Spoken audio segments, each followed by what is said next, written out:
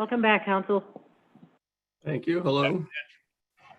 Can I ask, who is Jay Ross? Is that one of your witnesses? That is my next witness.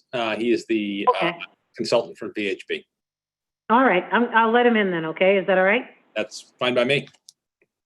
All right. Just want to double check, make sure I wasn't letting in someone who didn't want in yet.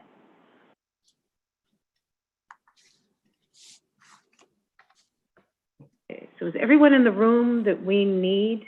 We have your current witness, you're both on.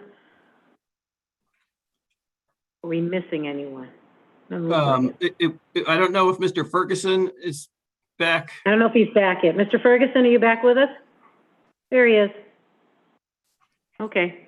I'm just going to put us on record. We are now streaming on YouTube again. And I'm going to let in the judge.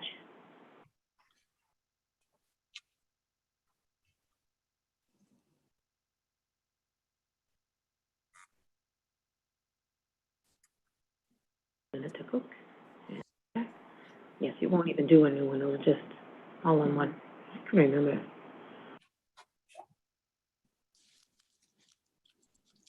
Good afternoon, Ms. Masello. Are we all set? We're all set, Judge. All right. Attorney Cram, I think you're continuing your cross-examination of Ms. Leduc, and you were, I think, before lunch attempting to put up a document on the screen. Thank you, Your Honor. Yes, and I think I can streamline what I was attempting to do. Let's just put that back. And Your Honor, if you can see what I'm sharing, is there some way that we should mark this for identification as it is not one of the pre-marked exhibits? Yeah, so what we're going to do is we're going to mark this document, which is a response of plaintiff Benita J. Weeks to order a show cause. We're going to mark this as Exhibit A. And then Attorney Cram, once we're done for the day, you'll need to send me or upload a copy of this to the share file. Okay. All right. And upload it as in the contested exhibits as Exhibit A, and we'll take it from there. Thank you. Go ahead. Ms. Leduc, do you recognize the document that's been marked as Exhibit A and that's up on the screen? No. Do you remember seeing it at your deposition? Now that you mention, I guess I did see it, but I'm not familiar with it. I'd have to read it again. Okay. And I'm happy to scroll through slowly so you can do so. I am going to call your attention to a specific paragraph, which is paragraph 5. And for the sake of efficiency, I think maybe we should start there. And I could just ask you to take a look at that and read it to yourself. But then let me know if you'd like to see the rest of the document before I move forward. Okay, yeah, if you could scroll down. Sure. You just tell me when, please.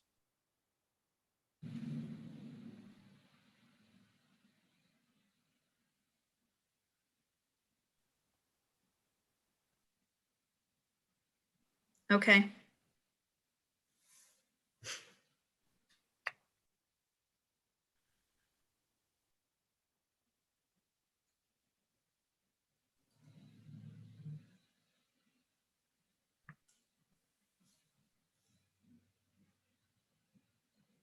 Okay.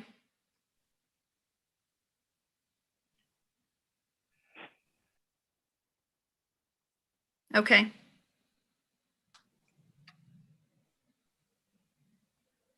Yep. Okay. Is there a date on the document?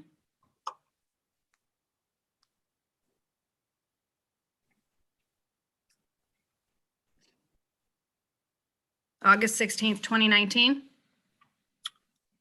Yeah, just for the record's clear, Attorney Cram is showing the last page of Exhibit A to the witness in response to her question about the date.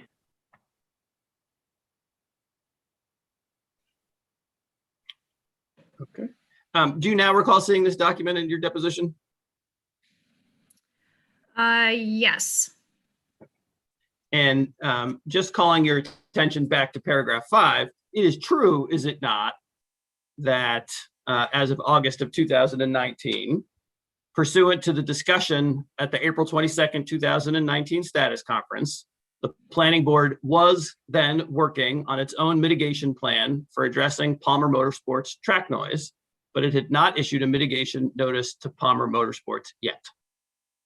My recollection is that the planning board was working on a mitigation plan with their sound engineer in partnership with the PMP team.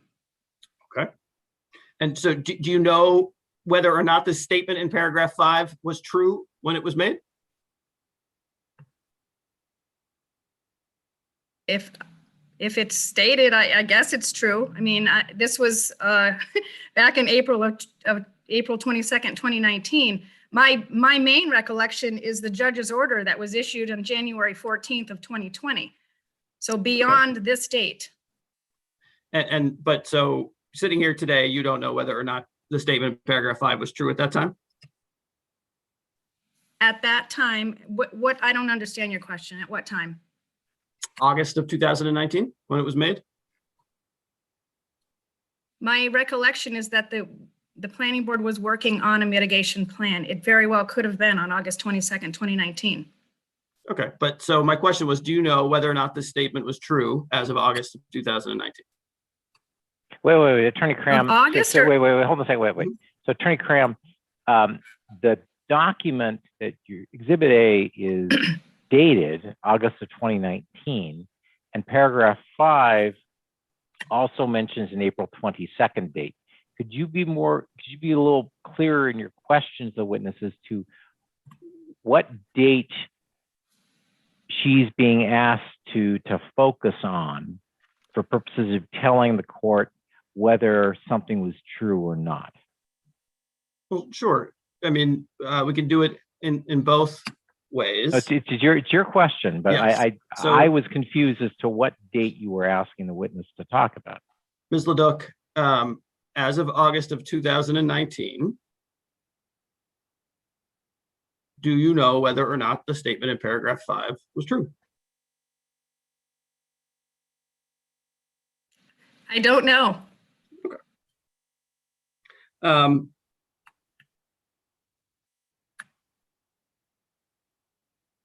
The town never completed its own written mitigation plan for noise at the track, correct? I'm not sure. You don't know? I'm not sure. I haven't seen one.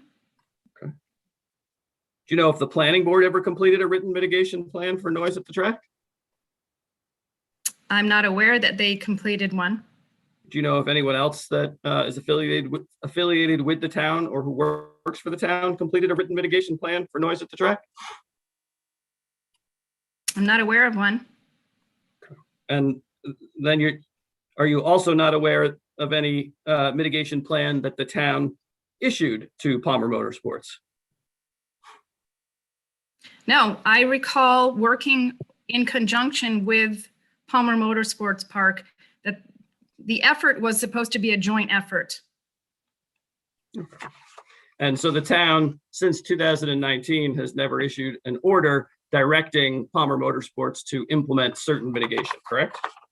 I'm not aware of one. There may have been lists going back and forth between council suggesting what the town was looking for, but I am not aware that it was ever a formal document created between the town of Palmer Motorsports Park, and the two sound engineering firms. Okay. Were you aware that there was a trial scheduled in this case for May 4th and 5th of this year? Yes. And it's true that Palmer Motorsports Park and the town agreed to jointly move to put off or continue the trial to allow Palmer Motorsports to do more monitoring at the track, correct?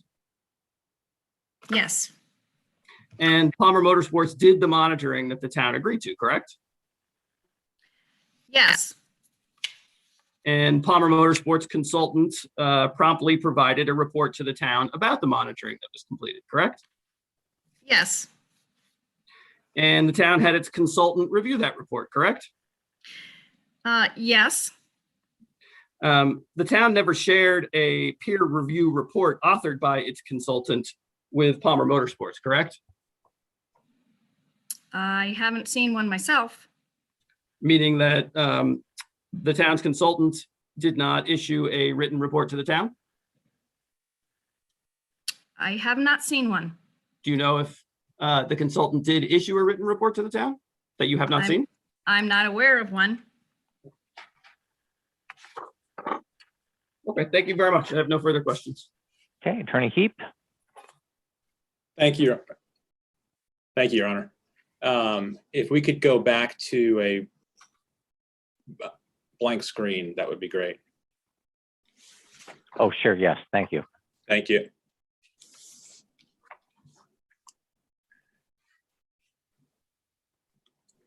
And I'm going to, Ms. Leduc, I'm going to show you one more time, Trial Exhibit 3. Can everybody see that? Yes, along with a beautiful lake. Oh, I apologize. I'm happy to see a lake right now. Yeah, why don't you maximize that exhibit? There we go. Okay, Ms. Leduc, Attorney Cram asked you a series of questions about what the planning board believed about this 2007 modeling. Do you recall those questions? Yes.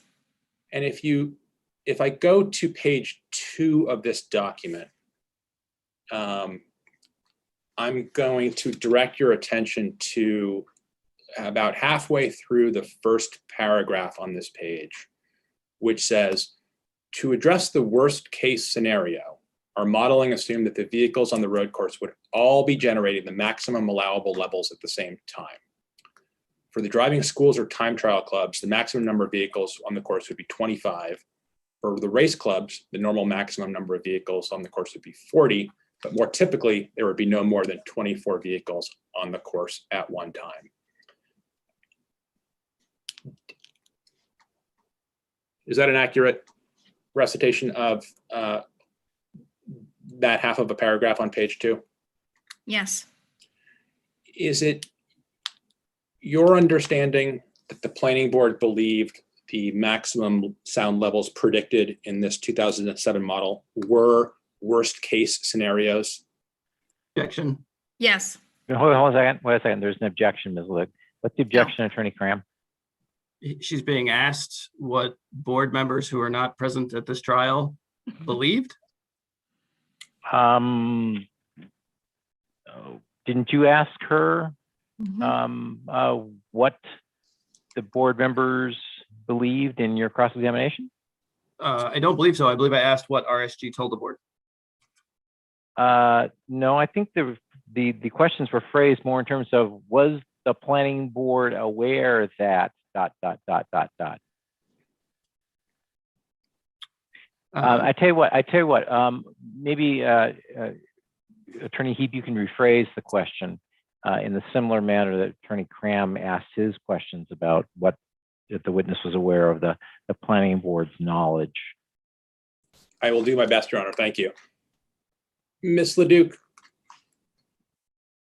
in the 2007 permitting of Hiram Motorsports Racetrack, did the applicant represent to the planning board that the maximum levels discussed in this 2007 model were worst case scenarios for the noise that would be generated by the track? Yes, the model that was presented to the board was the worst case scenario. So the sound levels would never exceed the model.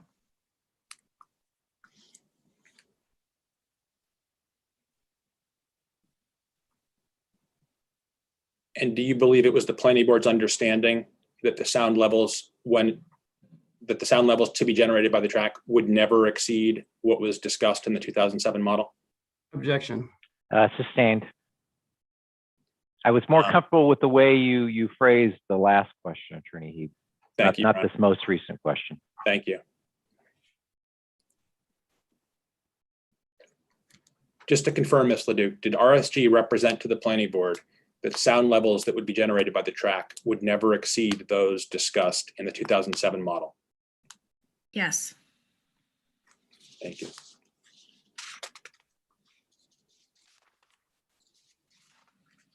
And Ms. Leduc, Attorney Cram also asked you a question regarding the continuance of the trial that was originally scheduled for May 4th and 5th to allow for additional monitoring to be conducted. Do you recall those questions? Yes.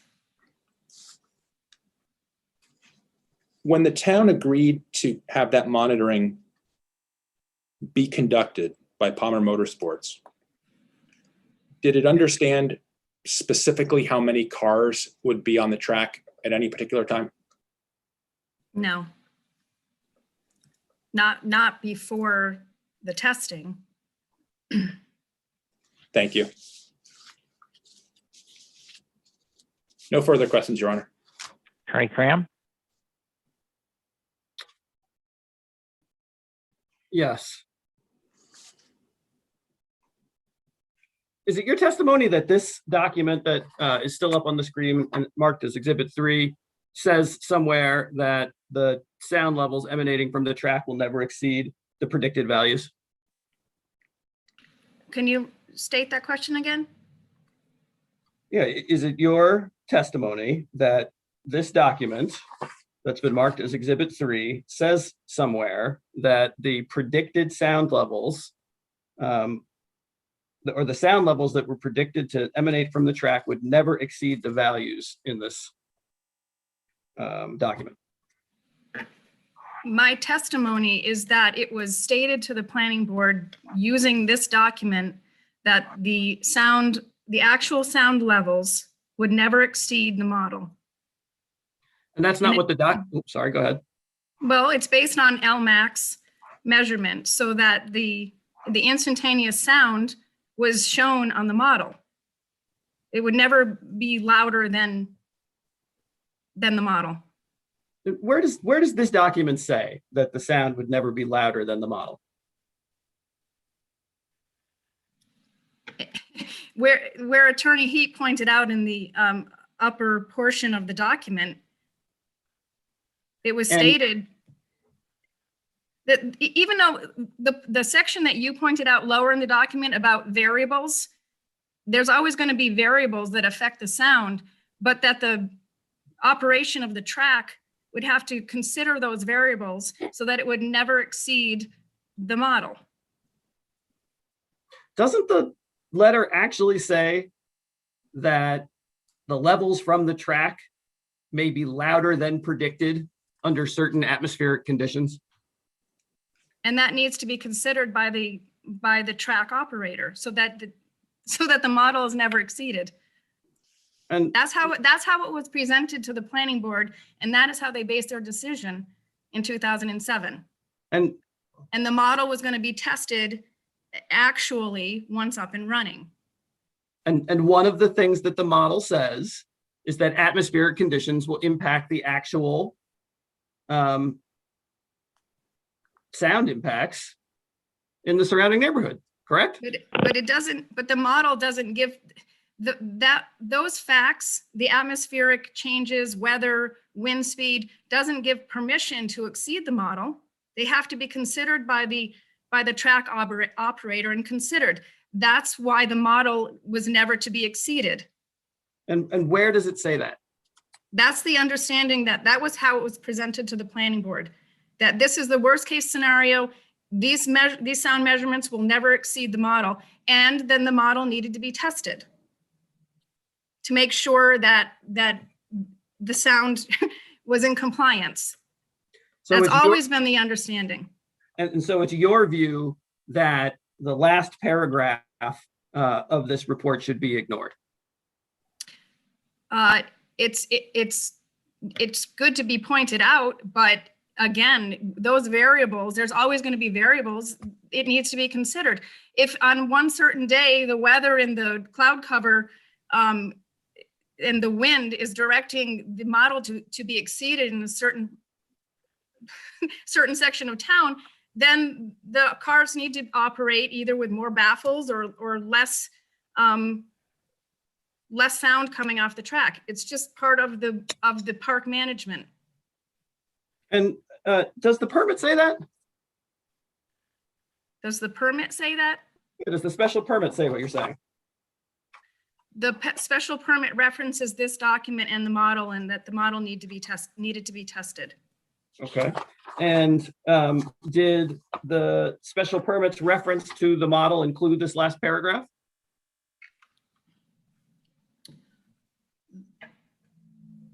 I'm not sure I understand your question. Yeah.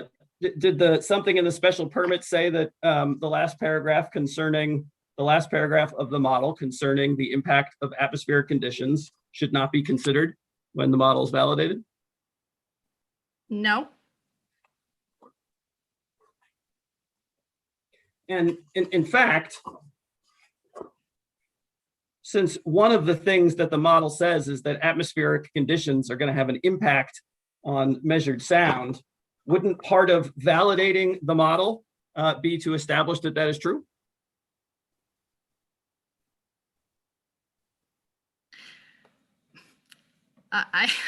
You know what, you're getting way outside of my area of expertise. I'm not a sound engineer.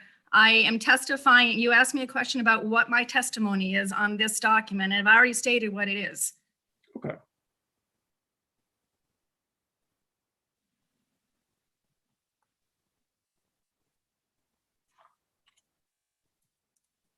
Okay, I have no further questions. Thank you. Okay, Attorney Heap. Nothing further from me, Your Honor. All right, Ms. Luke, you're excused. Thank you. Attorney Heap, who's your next witness? Jason Ross, Your Honor. Okay. Mr. Ross, there you are. Good afternoon, sir. Will you please raise your right hand? You solemnly swear the testimony you're about to give will be the truth, the whole truth, and nothing but the truth. I do. All right. Attorney Heap. Thank you, Your Honor. And hello, Jason. Mr. Ross, are you aware that Resource Systems Group conducted a sound study of Palmer Motorsports racetrack dated November 2018? Yes, I am. Did you review that November 2018 RSG sound study on behalf of the town of Palmer? Yes, I did. And I'm putting an exhibit up on, I'm attempting to put an exhibit up on the screen.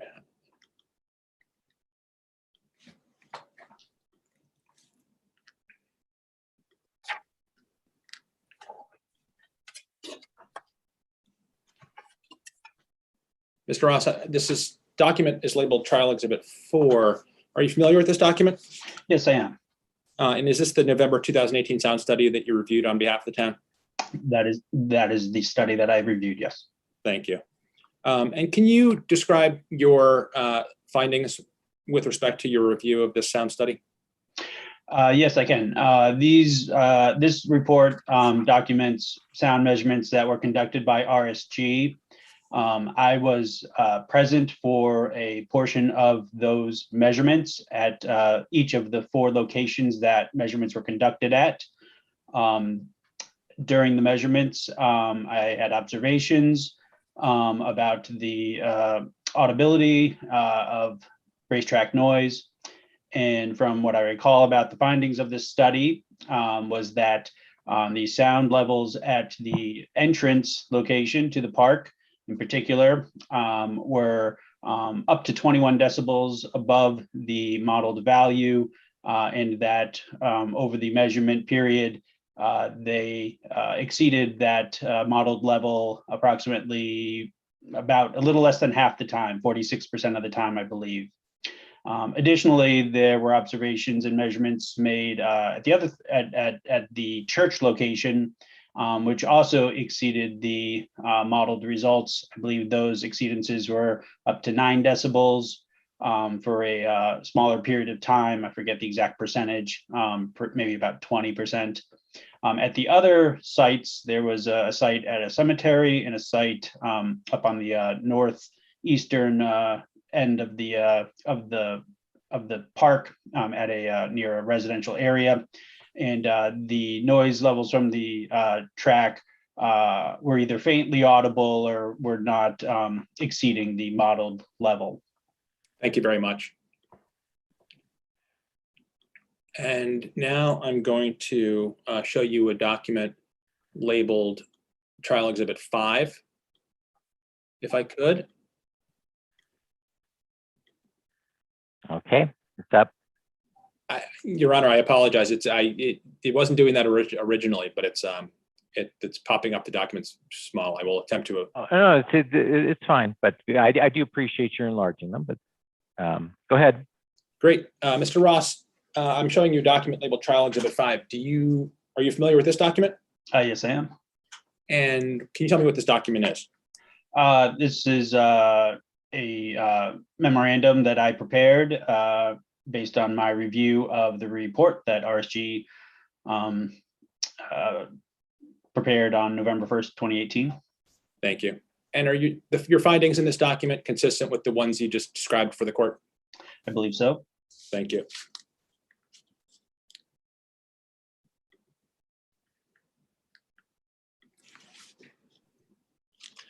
Now, are you aware of Palmer Motorsports Park preparing a sound report dated September 4th, 2020? Yes, I am. Did you review that letter on behalf of the town of Palmer? I did. And I'm going to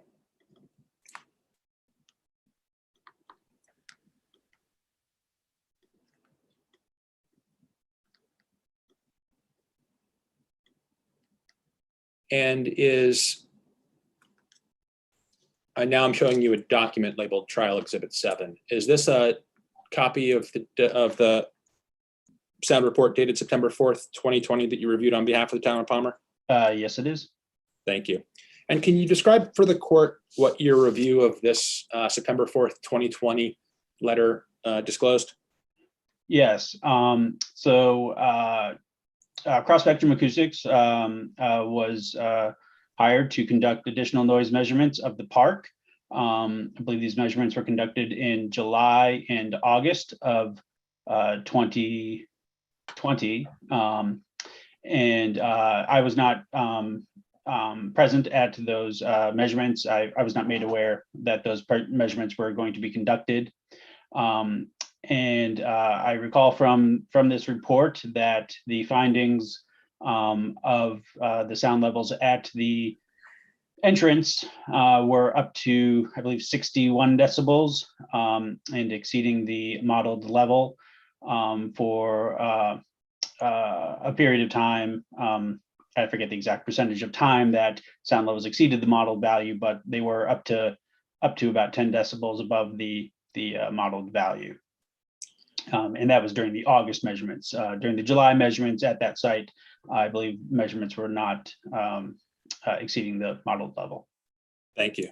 And was that specifically with respect to the park entrance monitoring location? Yes, that's the result that I recall from the entrance site. Thank you. Is there anything contained in this September 4th, 2020 letter that would allow you to conclude that the noise at the park entrance location on August 8th, 2020 was in compliance with the applicable limits? No, this document seemed to clearly indicate that sound levels were exceeding the modeled value. Track noise levels were exceeding the modeled value. Thank you.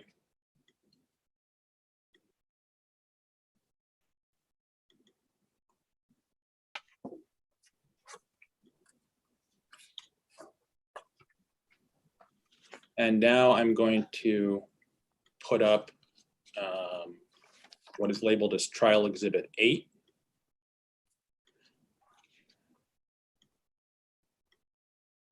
Mr. Ross, are you familiar with this document? Yes, Sam. Can you tell me what this document is?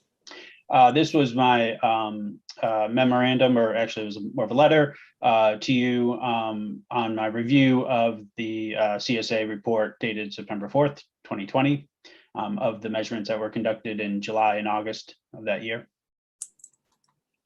Thank you. And are your findings in this letter consistent with the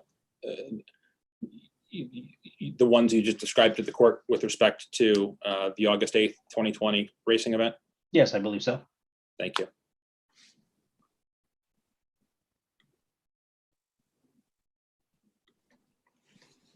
Are you aware of a subsequent technical memorandum that CSA produced dated March 3rd, 2021? Yes, I am. And I'm just going to put that up on the screen.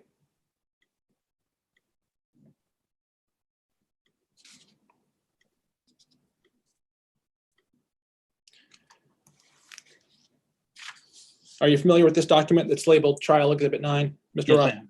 Okay, can you tell me what this document is? This document provided information that CSA prepared.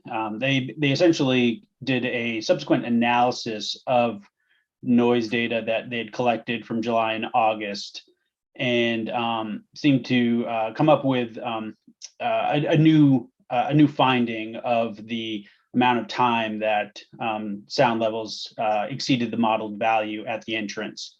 It still concluded that sound levels exceeded the modeled value, but they went through an acoustic analysis to try and demonstrate that there was less of an impact. And that analysis was not undertaken in the September 4th, 2020 memorandum. Is that correct? No, and it was somewhat contrary to the findings that were provided in the September 4th, 2020 report from CSA, where they spoke to the noise levels from the track noise at that site, reaching a maximum of 61 decibels. This sort of was a little more contrary to those findings, and suggesting that there was much more contribution from other sources present that warranted a reduction in the amount of time that sound levels exceeded the modeled value. And have you analyzed CSA's comments with respect to that reduction in the amount of time that they were above the modeled values? You may have I reviewed the information in this report, this memo? That was my question. Yes, I have. And can you comment on the, well, I guess if we can unpack that a little bit. So can you describe what CSA attempted to do in the March 3rd technical memorandum that it had not done in the September 4th, 2020 letter? Yes, and to be perfectly frank, it's not 100% clear the process that they took. What they reported was that they reviewed their logs. They conducted logs of observations of what the noise sources were during the measurements, and they also stated that they reviewed the audio recordings that were made during the measurements, and concluded that there were broader periods of time when sound levels were not just representative of track noise by itself. And so it didn't seem as though that included any automated process, any numerical analysis. It seemed to be sort of re-observing the conditions through reviewing their previous logs and listening to pre-recorded sound from their measurements to come up with different conclusions.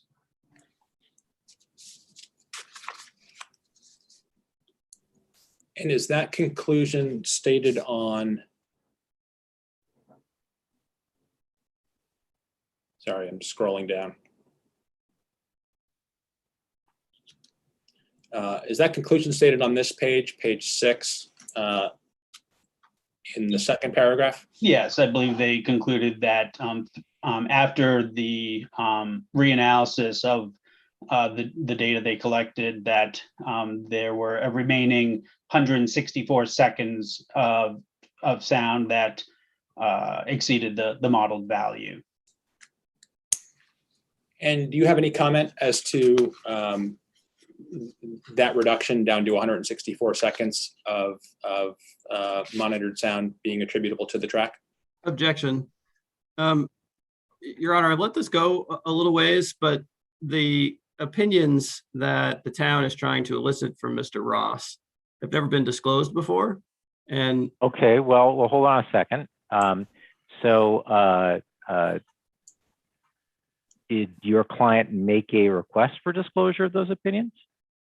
we, in the pretrial conference memorandum, identified the subject matter of our experts' testimony and provided written statements from the experts.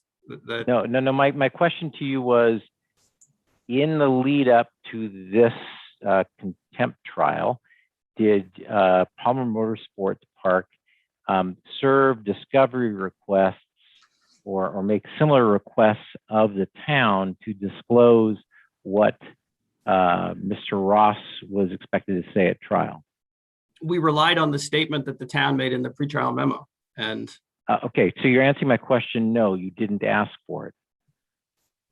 Yes, I did not specifically. I don't know if predecessor counsel did, but I do know the statement that was made in the pretrial memo that was required by the court.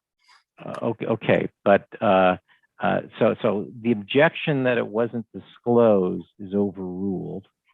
The court does not read the requirements of its pretrial conference memo to be equivalent to the sort of disclosure that may be required under the discovery rules for an expert report or expert interrogatories.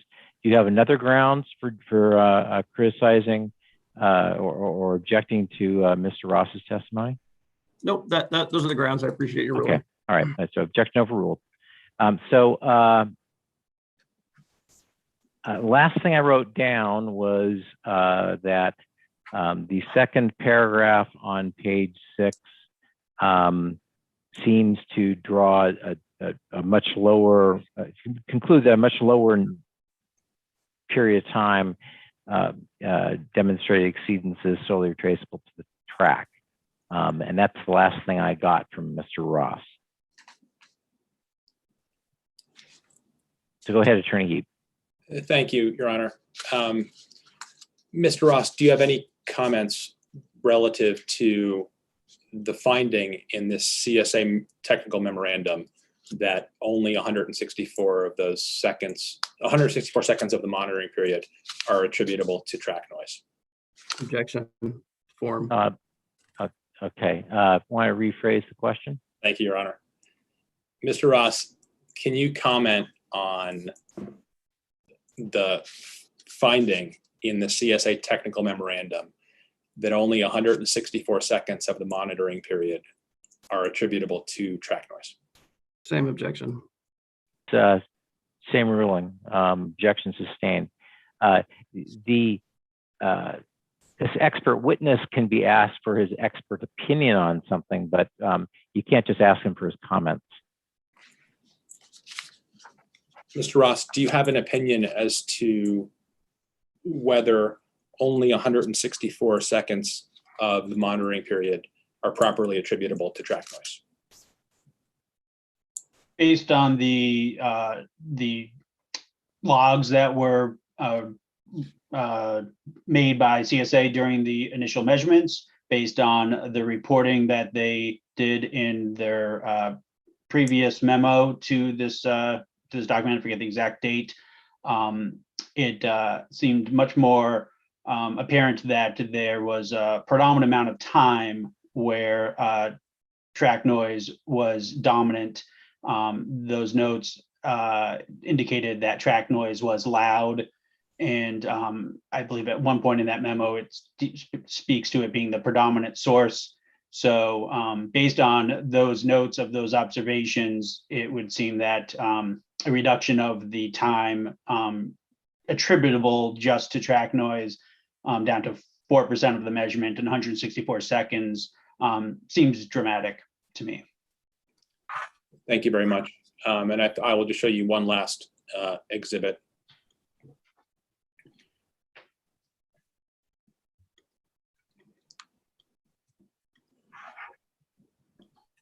You mentioned CSA's logs, and I'm now showing you a document labeled Exhibit 10.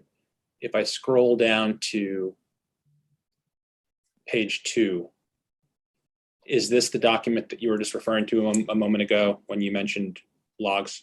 Yes, that's correct. Thank you. And can you just say what is it about this log that directs you toward the conclusion you just expressed? The repeated notations of track noise being source 1, and that there's a note about loud track noise at the top. So those are, to me, indications of the prevalence of track noise being a predominant factor in the noise measurements. Thank you very much.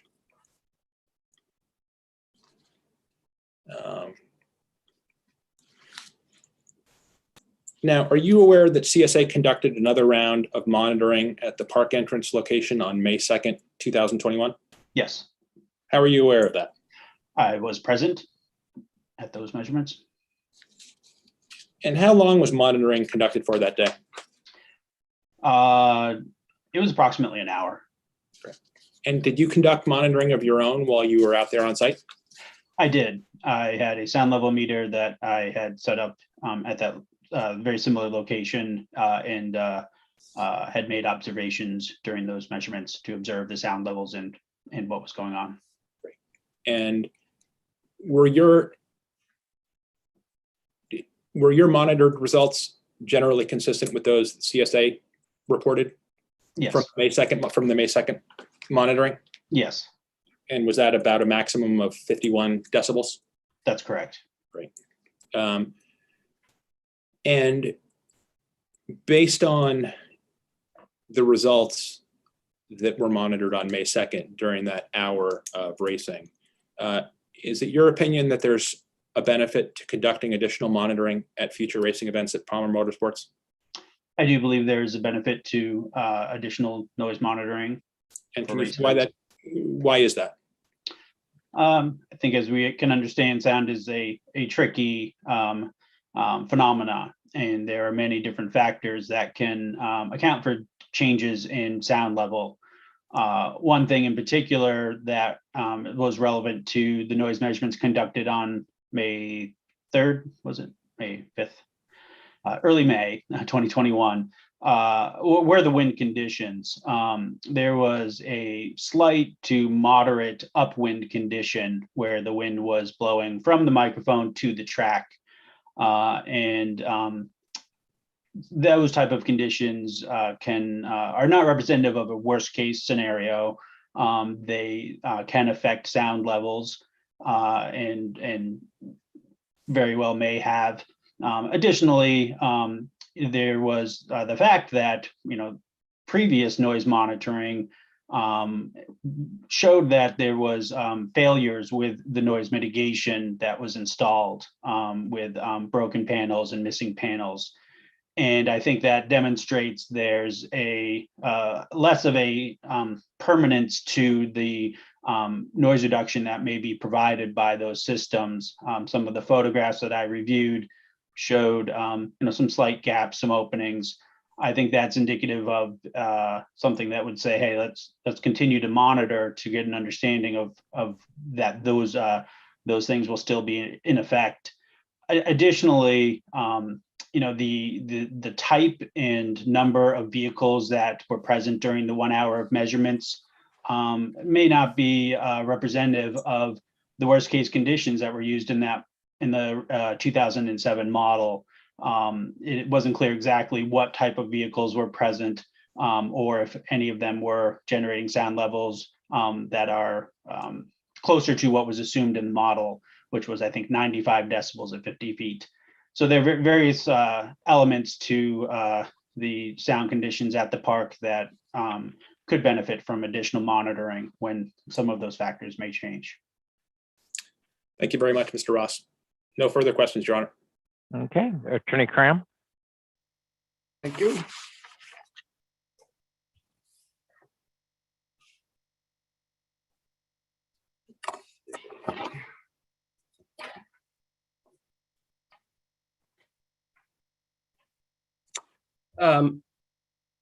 Good afternoon, Mr. Ross. Hello. One of the things that you looked at with Mr. Heap was cross-spectrum acoustics, September 4th, 2020 report. Do you remember that? Yes, And you did a peer review of that report, correct? that's right. What does peer review mean in that context? To read the document, to get an understanding of the activities that were being reported on and the findings of the study. So that is in large part the peer review. Sometimes it may involve getting supplemental data from that were part of the measurements or the document to further, investigate the findings and what the conclusions are. And when you take the time to reduce your peer review report or your peer review to a report, is it your practice to include all of the material points of your peer review in the written report? Yes. You aim to, in any case, correct? Sure. Yes. And in the same respect, you would include in any written report any material disagreements that you might have with the report that you're peer reviewing, correct? Yes. The specific cross-spectrum acoustics engineer who authored the reports is a gentleman by the name of Herbert Singleton. Is that correct? Yes, Do you know Mr. Singleton? I do. And in fact, you've worked with Mr. Singleton on some occasion in the past. Yes, that's correct. And can you explain what that occasion was? We both used to work for the same firm, Harris Miller, Miller and Hanson, back around 1999, 2000. We overlapped by a couple or a few years.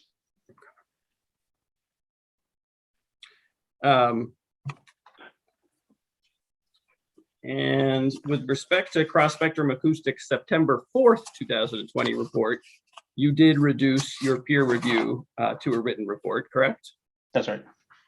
And that is your November 19th, 2020 report. That is our exhibit number 8. I'll just put that up and ask you to confirm.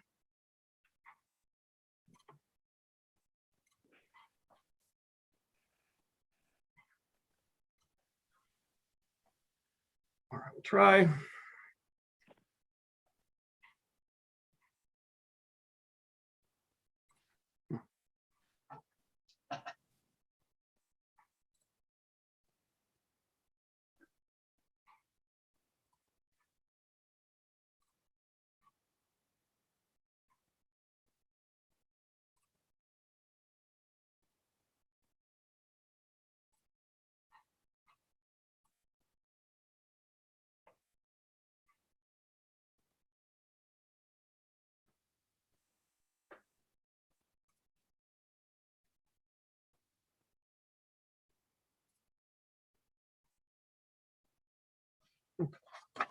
And this is your written report concerning your peer review of cross-spectrum acoustics September 4th, 2020 report, correct?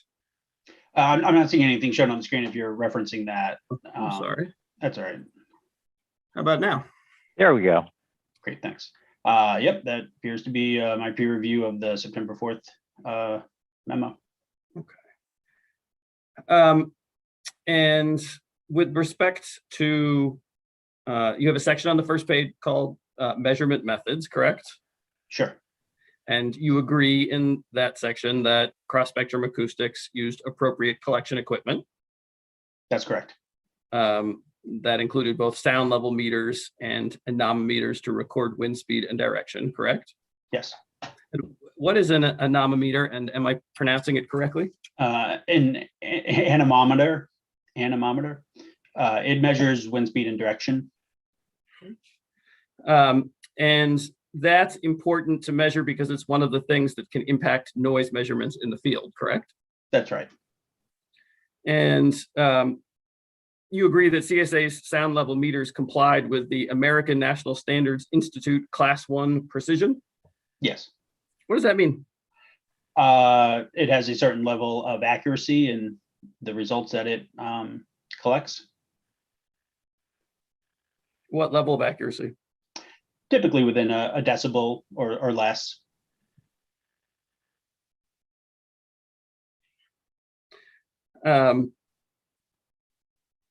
And Cross Spectrum had done sound measurements in both July and August, correct? Yes. And you agree that the atmospheric conditions were suitable for measuring on both of those days? Yes.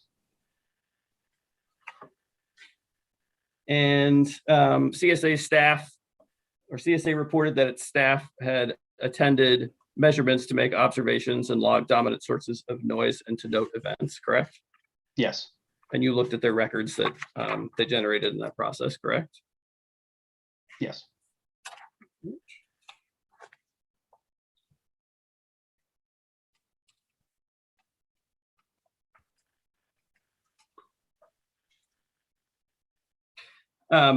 And they logged dominant sources of noise and noted other events because that is one of the things that you need to consider in determining the maximum sound levels that actually can be attributed, at least partially, to racing activities, right?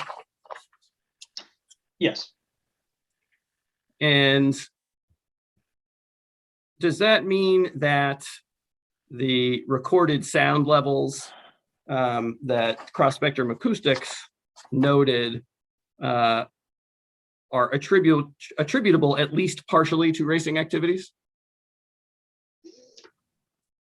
I guess, are you speaking to a specific observation log or data point?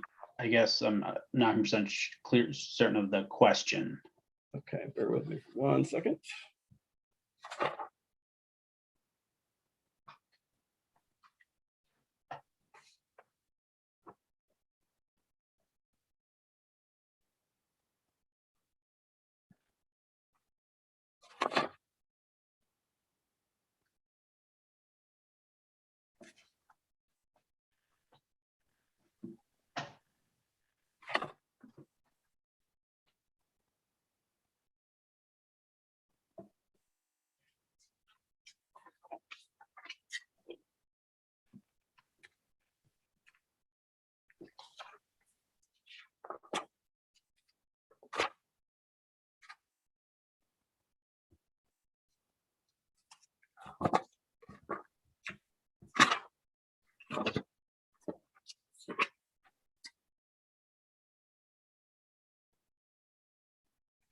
So on the first page of your report and the first paragraph under the heading measurement methods, you explain that this methodology was key to determining the maximum sound levels that can be attributed, at least partially, to racing activity at the PMP, which I assume means the track. Can you explain what you mean by that sentence? Yes. Basically, I'm saying that the methodology that CSA followed in collecting data and making observations and recording sound levels and wind data are key points to evaluating what the contribution of sound is from different sources. And I didn't really speak to what process CSA took in their September 4th memo to use that data, but I stated that those are components that would be important for using that data, for coming to conclusions about what the sources of sound were.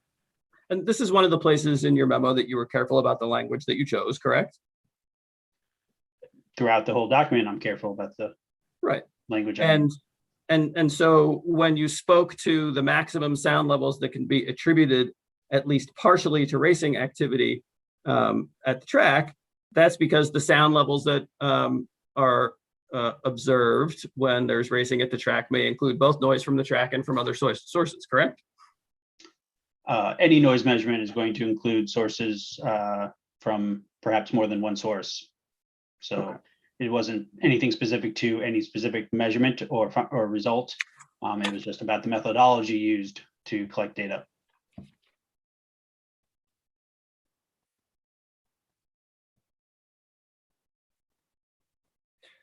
All right.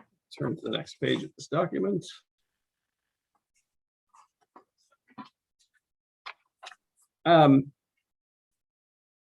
You agree that the maximum measured sound levels recorded at the Town Farm Road monitoring site were at or below the modeled values on July 16th, 2020, correct? Yes, And that's consistent with the model, correct? that's what you just asked. So yes, And so you mean when they are at or below, they're consistent with the model? Is that what you're saying? well, I guess technically if something's below the model, it's also not the same as the model. So But nevertheless consistent with the model, correct? yes, sure. And you agree that the maximum measured sound levels that were recorded at the entrance monitoring site were at or below the 2007 model in July, correct? Yes, And that was consistent with the model, correct? yes, And so, in fact, all of the measurements that they got usable data for in July were consistent with the project model, correct? yes, And you understand that CSA went back and did additional monitoring in August, correct? yes. Do you know why? I was not aware of why. And you agree that the maximum measured sound levels that were recorded at the Town Farm Road monitoring location were at or below the modeled values in August, correct? Correct, Consistent with the model, correct? correct, And you agree that the maximum measured sound levels recorded at the Liberty Baptist Church in August were at or below the model, correct? yes, And that was consistent with the model, correct? yes, And same again for the maximum measured sound values at St. Mary's Cemetery in August. They were also at or below the model level, correct? correct, And that was consistent with the model. yes, So you agree that 5 out of 6 of the measurements that were taken at the track in 2020 were at or below the 2007 pre-construction modeled values. yes, And the only measurements that were taken by CSA in 2020 that exceeded the 2007 model's prediction was from the entrance, and that was on August 8th, correct? correct, And you recognize that between the 2018 sound study and the 2020 study, those levels had decreased at the entrance location. that's correct. Fair, okay. Were you aware that Palmer Motorsports had installed acoustic sound barriers after the 2018 sound study? No, I was not really made aware of most any of the noise mitigation measures that were implemented by Palmer Motorsports. Most of that information has come to light through these exhibits. So I cannot say. I think it may be in this document, or maybe it was in a previous review where I mentioned that very little information was disclosed in CSA's reports or otherwise about what mitigation was being installed and where and what. And were you aware that the acoustic barriers that Palmer Motorsports had installed at the entrance location or near the entrance location were in place for the July 16th, 2020 measurements? I was not aware from this data set here of the condition of any noise mitigation. And have you since seen pictures of the acoustic sound barriers that have been installed near the entrance location at the track? Yes. Have you observed them in person? No. And if those acoustic barriers near the entrance location at turn 2 were damaged in between the July 2020 and August 2020 measurements, would you expect that to impact the August measurements? Possibly.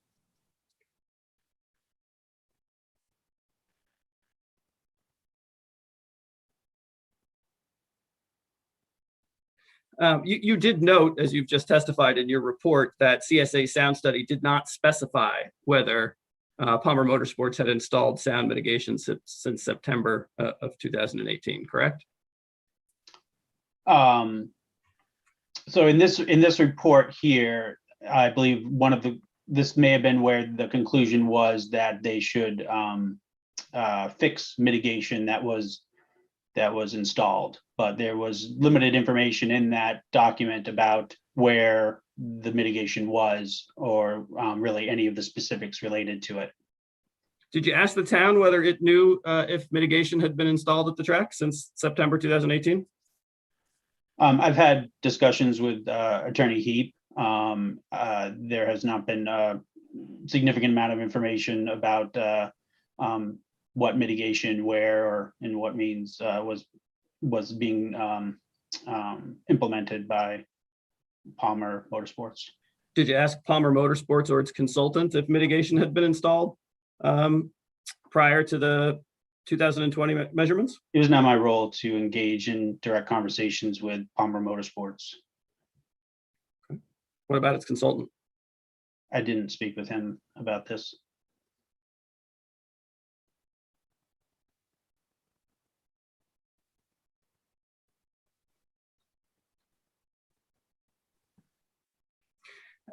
Your report that we're looking at on the screen did not offer an opinion regarding why the levels at the entrance were higher in August than in July, did it? I don't believe it did. And just for the record, Exhibit 8 is still on the screen.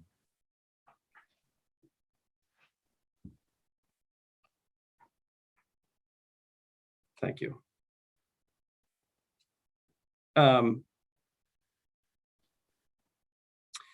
In connection with doing your work, you've become familiar with the report that was prepared by RSG that we have been referring to as the 2007 model, correct? Yes.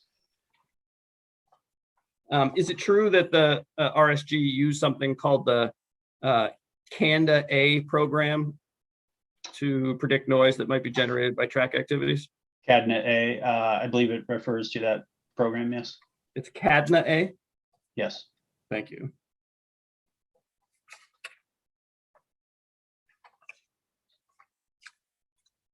And is that a program that you're familiar with? Yes. And you would not expect actual sound measurements taken in the field to match values that were predicted by that software exactly, correct? Depends on the nature of the source and the site conditions. The model can be highly accurate, and in some cases it could be less accurate. So I wouldn't say it never is going to yield reasonably accurate results. It often does. And one of the things that can impact results are the actual atmospheric conditions in the field, correct? Yes. And that's because the model is based on a number of assumptions about atmospheric conditions, correct? Yes. And atmospheric conditions that can impact the actual noise measurements in the field include things like wind currents, correct? Yes. Cloud cover, correct? That's correct. And temperature, correct? Yes. And each of those independently can impact noise when you take measurements in the field, correct? Yes. And they all cumulatively together can impact actual noise measurements when you take them in the field, correct? Yes. And do you know how far away the entrance monitoring location is from the closest point of the track? Not exactly. I mean, approximately 500 to 1,000 feet, I think. 500 feet. I'm just sort of estimating off my memory of driving once from the entrance to the park and my review of the plan. So I don't know exactly. If I told you that I thought it was closer to 4,000 feet, does that sound like it's possible to you? A mile up to the Objection. park. The grounds? Withdrawn, Your Honor. Okay, you can answer the question, Mr. Ross. So you're saying if you told me it was 4,000 feet, if it was closer to a mile, that may be true. Okay. And when you're evaluating or considering the impact that atmospheric conditions can have on sound measurements in the field, the atmospheric conditions between the source and the monitoring location can all impact the levels that are monitored, correct? Yes. And so the shifting winds, for example, between a source of noise and then the monitoring location all along the way can impact the actual measured results in the field. Yes.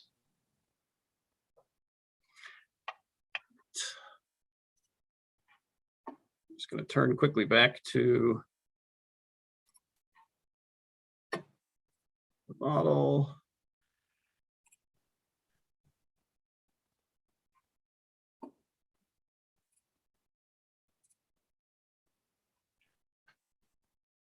Do you recognize what is on the screen and what we have marked as exhibit number 3?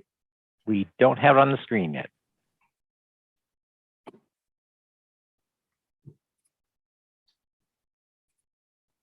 Thank you. There we go. Try Yes. that again, Mr. Ross. Do you recognize what is marked as exhibit number 3 and what should now be on the screen? Yes. And what is this? This is the 2007 sound study report from RSG.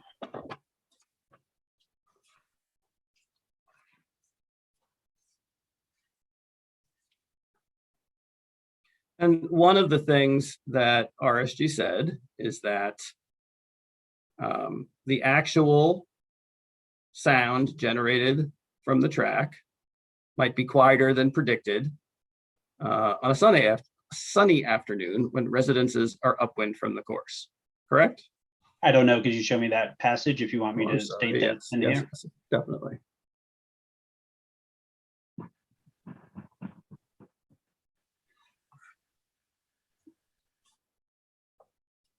For example, the levels may be quieter than predicted on a sunny afternoon when residences are upwind from the course, and louder than predicted on an overcast morning, residences are downwind from the course. Okay. And you agree with RSG's statements in that sentence, don't you? Well, I guess it's not 100% clear what phenomena Mr. Cowan is referring to when talking about sunny or overcast. It can have some effect. There can be temperature inversions or wind inversions that would cause noise levels to be quieter or louder than what was the baseline model. Okay. And so you agree in a general sense that atmospheric conditions that exist on any given day when you're monitoring may result in actual levels that are monitored being quieter or louder than predicted, correct? Yes.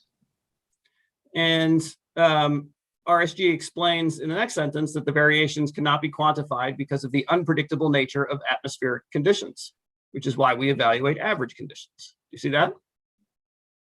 I do see that statement. And do you agree with that? I don't agree with that. Okay. Because the CADNA A model implements an international standards organization prediction for sound propagation, 9613, and that is assuming a moderate downwind condition. So his statement is false in saying that he's evaluating average conditions, suggesting that it is neither upwind or downwind. Okay.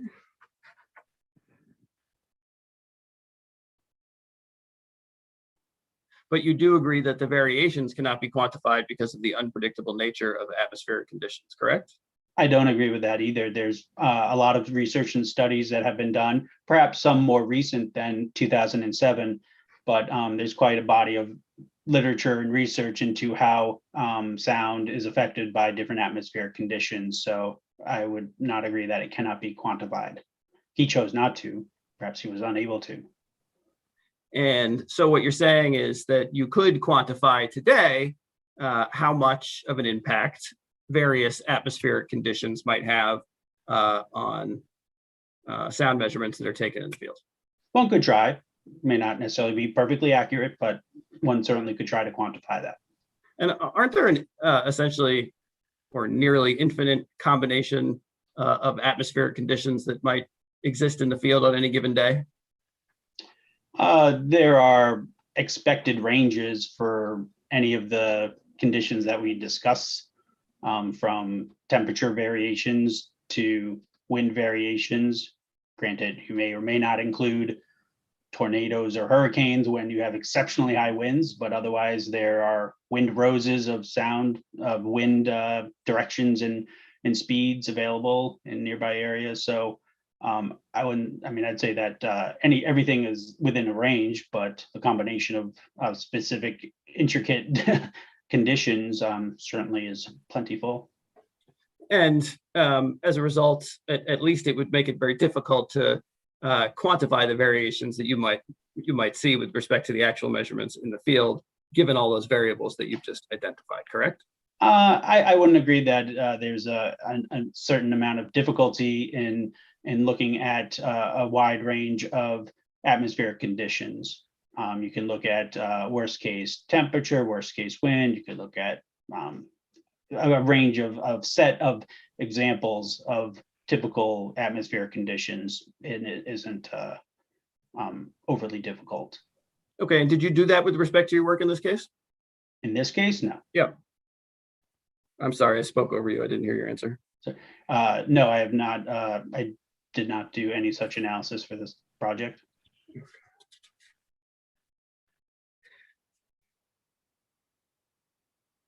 And if atmospheric conditions can result in measured levels being quieter than a predicted value or louder than a predicted value, is it fair to say that actual measurements taken in the field, both above and below predicted values, could validate the model? If you had information to sort of supplement when it was higher, if that corresponded to times when wind conditions, for example, were downwind, and then when it's lower, corresponding to times when the wind was upwind, that would help to validate the model.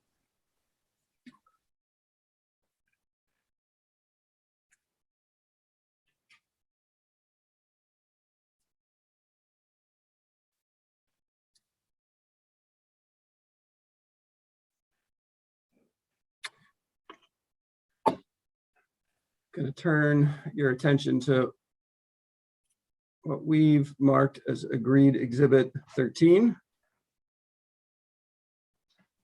Can everyone see that? Yep. Thank you.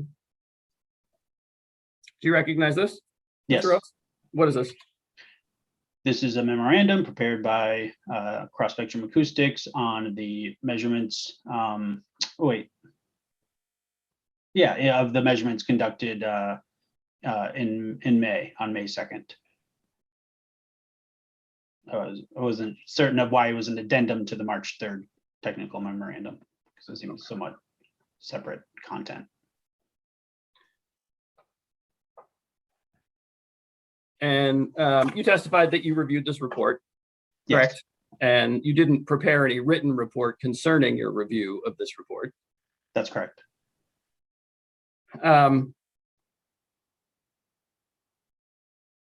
Mr. Singleton's report recommends that Palmer Motorsports repair or replace acoustic panels that had been damaged and implement a policy of inspecting and repairing barriers prior to race events. Do you recall that? It is my understanding that these May measurements were done when those repairs had already been made. I thought the recommendation for repairing was from CSA's previous Oh, thank you. memorandum. But perhaps the latter part that you, maybe I'm wrong there, but that's what I thought.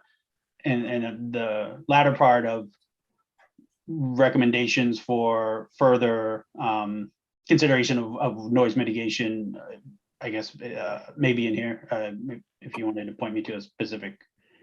Nope, part. I think you are absolutely right, and I can get you right to it. Okay. Seem to be getting better at this. Okay, do you recognize now what's been marked as exhibit number 9? Yes. And what is this?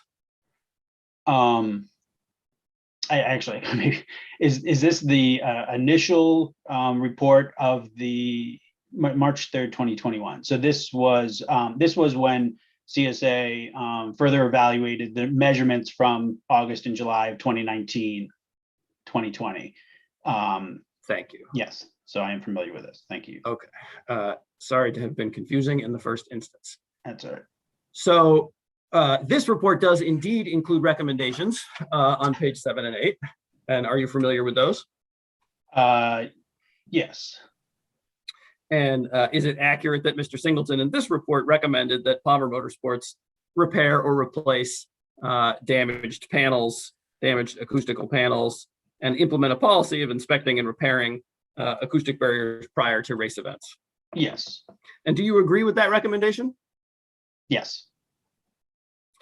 And Mr. Singleton also recommended in the first full paragraph on page 8 that if further noise mitigation is desired at the entrance noise monitoring location, the height of the noise barrier at turn 2 can be increased by 2 feet to a total height of approximately 13 feet above grade.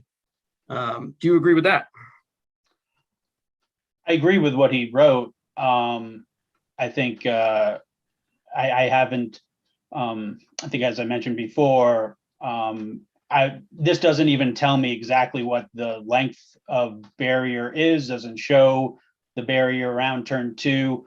I have no basis to agree that adding to height is of any material benefit to the sound conditions. Certainly a taller barrier works better than a shorter barrier, but I can't speak to the the specifics of this specific, of this specific recommendation. So in other words, you don't have an opinion either way, whether the increased height would improve the noise conditions or would not improve the noise conditions?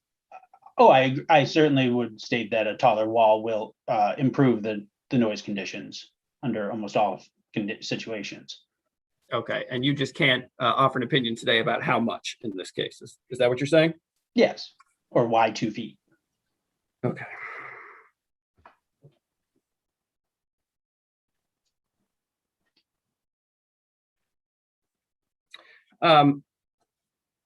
In your November 2020 report, you concluded that it was likely that additional sound mitigation measures, such as acoustic barriers along portions of the track, are still necessary to reduce levels to achieve compliance with condition 10. You remember that? Yes. And now that you've had the opportunity to read and see pictures of acoustic barriers that have been installed along turn 2 and near the entrance location, is that the type of thing that you had in mind? Well, reading the report here in front of us, I would say this actually doesn't necessarily demonstrate a significant amount of noise reduction. This is suggesting that the noise reduction of the barrier would be 5.5 decibels, where increasing it 2 feet would increase it 1.5 dB. Those seem like reasonable estimates of the noise reduction. However, from the measurements done back in 2018 and done subsequent to these measurements, we showed exceedances of 10 to 20 decibels. So to me, I definitely would not say that this is a clear approach to rectifying a 10 to 20 decibel noise exceedance. And so are you saying that in 2020, there were measurements that reflected a 20 decibel value more than what was predicted by the 2007 model? That was 2018. Okay, so before the mitigation was installed. Right. And have you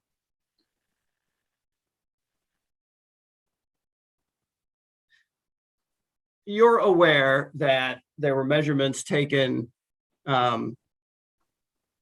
in July of 2020 when the acoustic barriers were intact around turn 2, correct? I am not, I'm aware measurements were made. If you tell me that the noise barriers were intact at that point, I believe you, but I guess I don't necessarily have that information on my own. Okay, and have you seen anything that would suggest that that is not true? You know, Attorney Cram, I think what the witness just said is that he doesn't know what the state of the barriers was. And so I'm not going to have him engage in speculation as to what might be the case if they were. Okay, thank you.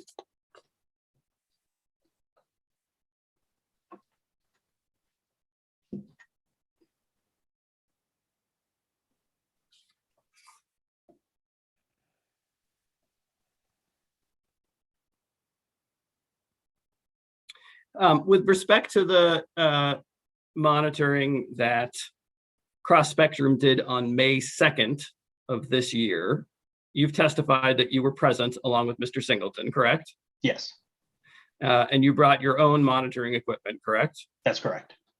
And you were actually set up, your equipment was set up when Mr. Singleton arrived. That's Am I correct. Yes, that is correct. I did begin some sound data collection and made observations slightly before Herb Singleton arrived. How long before? I would estimate 15 minutes. And when you explained that your own measurements were consistent with those that were recorded by Mr. Singleton, that would include that period of time too, correct? That's correct.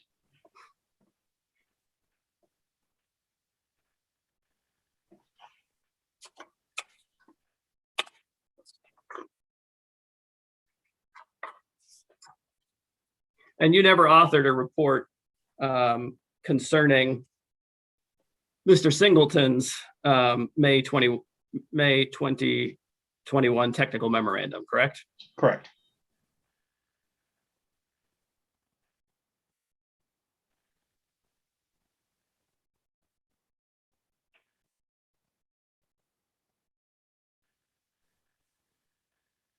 Did you make observations about the background noises that were audible on May 2nd, 2021 during the measurement period? Yes. And did you record those observations in some way? I did take some notes and did document other sources of sound that I heard. What types of other sources of sound did you hear? There were birds. There were a couple aircraft overflights, I believe. There were local vehicles traveling up the entrance road. Those were sort of the most had the greatest influence on the measurement results.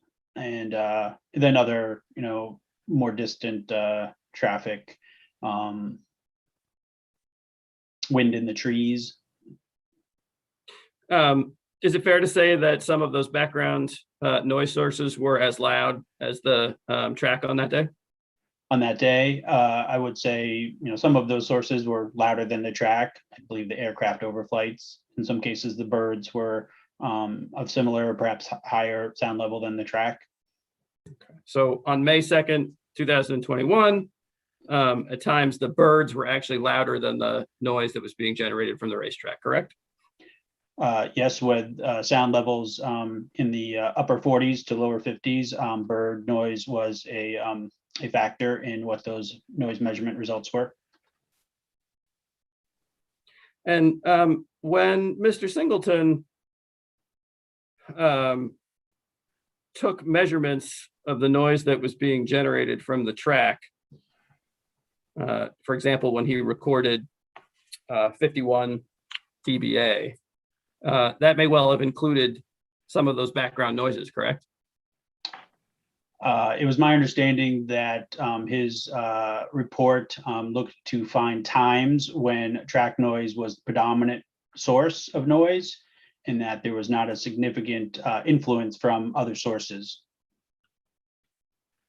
And when track noise is the predominant source of noise, does that mean that none of the measured value can be accounted for by background or other noises?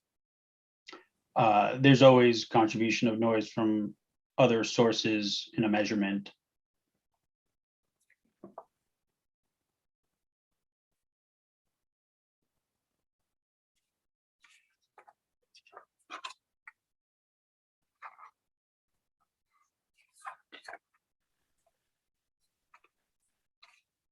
Are you familiar with ISO standard 9613-2? Yes. And is it accurate to say that the 2007 model was conducted in accordance with that standard? Yes, I believe the CADNA model, you have options of how you, what propagation model you use, but I believe they implemented that ISO 9613 method. And do you agree that the sound modeling done in accordance with that method includes a plus or minus 3 decibel margin of error?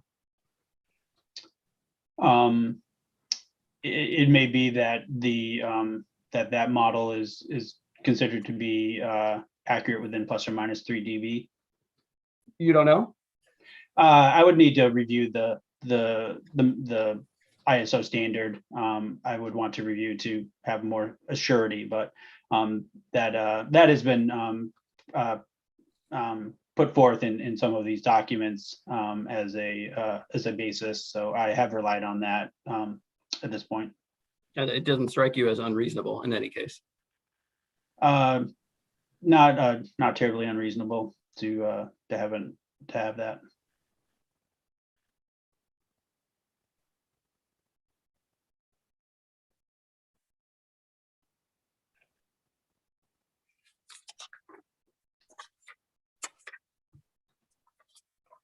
No further questions. Thank you, Mr. Okay. Ross. Mr. Heap, redirect. Thank you, Your Honor. I'm going to put this off the screen. Yeah, if you could clear Yes, that, please. that'd be great.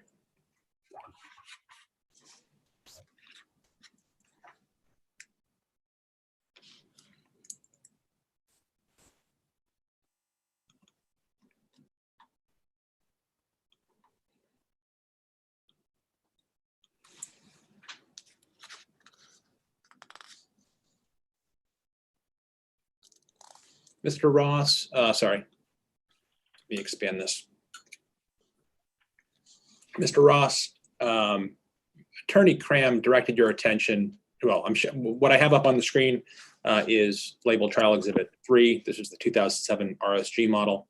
Attorney Cram directed your attention to the later part of this document, which discussed some variations. Is that accurate? Yes. Okay. Now, if we go back up to page 2, paragraph 1, the first paragraph on page 2 is addressing the worst case scenario in the predicted modeling. Is that accurate? That's what it says, yes. Great. And if we go down to paragraph 3 on this page. This paragraph begins, figures 1, 2, and 3 show the results of our modeling. Figures 1 and 2 show the worst case scenario for maximum instantaneous sound pressure levels that would be generated by vehicles using the road course. Is that accurate? Yes. Okay, now if we go down to the end of the document, we've got figure 1, which is labeled driving schools, time trial clubs, 25 cars on track, maximum instantaneous sound pressure levels in dBA. Is that accurate? Yes. Okay. And figure 2 is maximum instantaneous sound pressure levels in dBA for 40 cars on the track. Is that correct? Yes. And backing up, these figures show the modeled results spread out over the surrounding area, or over the area surrounding the track. Is that correct? Yes. With different predicted maximum levels at different areas surrounding the track. Is that correct? Correct. Okay, thank you.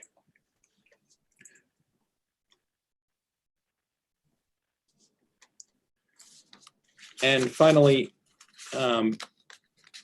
based on your review of the August 8th, 2020 monitoring that occurred at the track, is there any question that the sound at the park entrance monitoring location was up to 61 dBA? That was the finding reported by CSA, and it appears to be accurate. Thank you. And is that over the predicted maximum for that location? Yes. Thank you. No further questions, Your Honor. Hey, Cram? Try to be brief. Mr. Heap, would you mind taking that down? I'm going to put the same thing up, but I'd like to control it.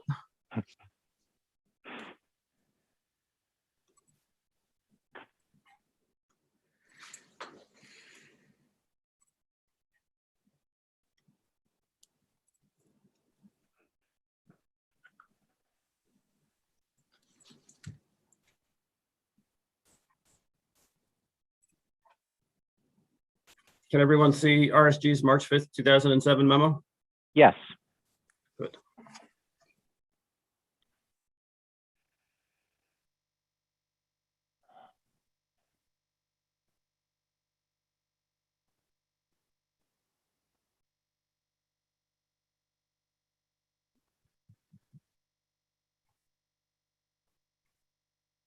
Mr. Ross, Mr. Heap asked you some questions about the worst case maximum instantaneous sound pressures that could be generated by vehicles that are described in the, I guess in the first paragraph on this page, and then the third paragraph.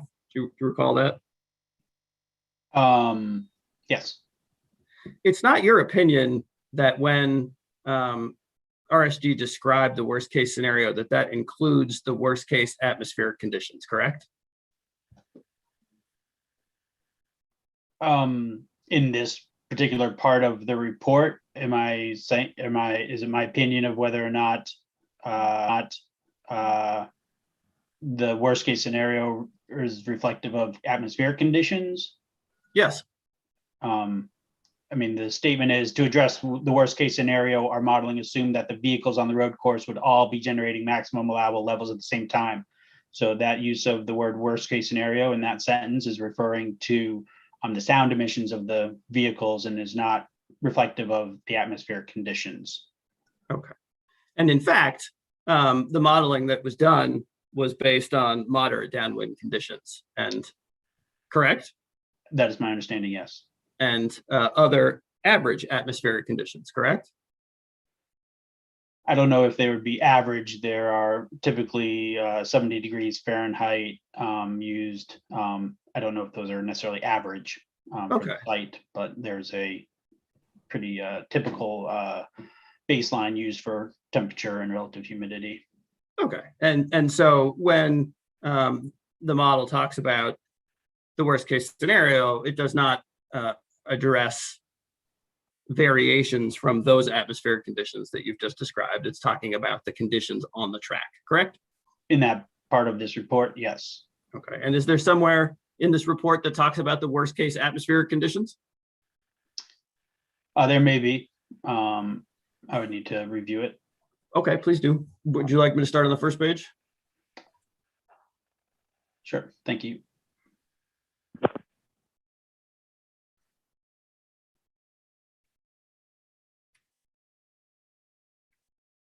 Okay, you can continue on to the next page.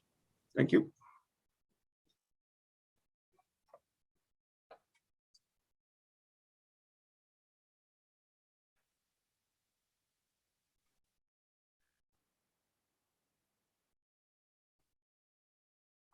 You could scroll up.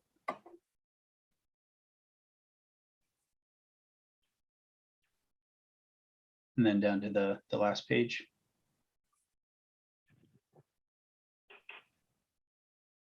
So,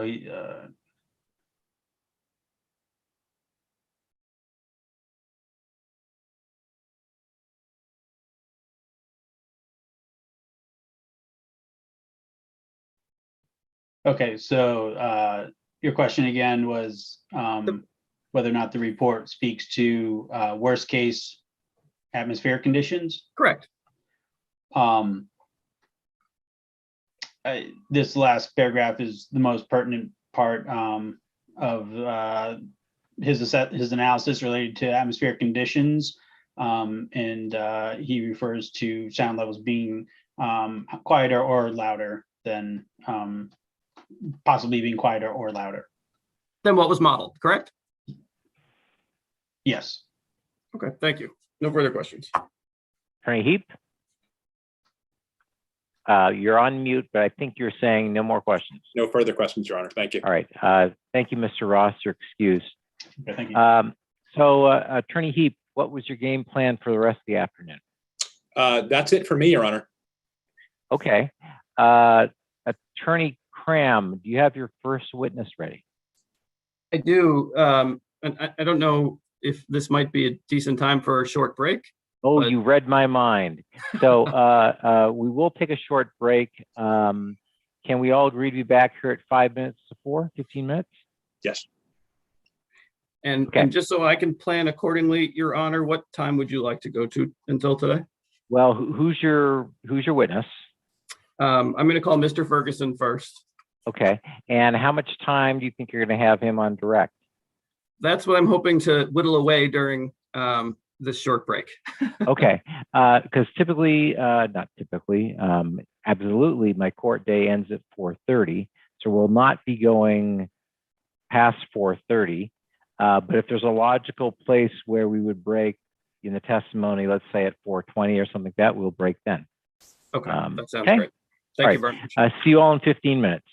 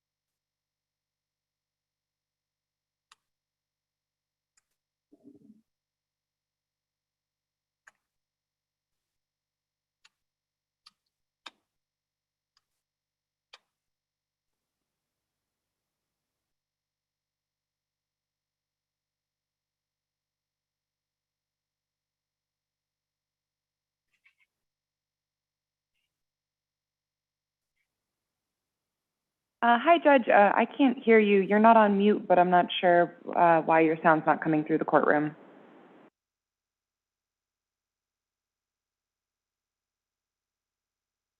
Can anybody else hear him? Is it just the courtroom or? Oh, I'm having trouble too. I cannot either. Can we hear me? Now we can. Yes.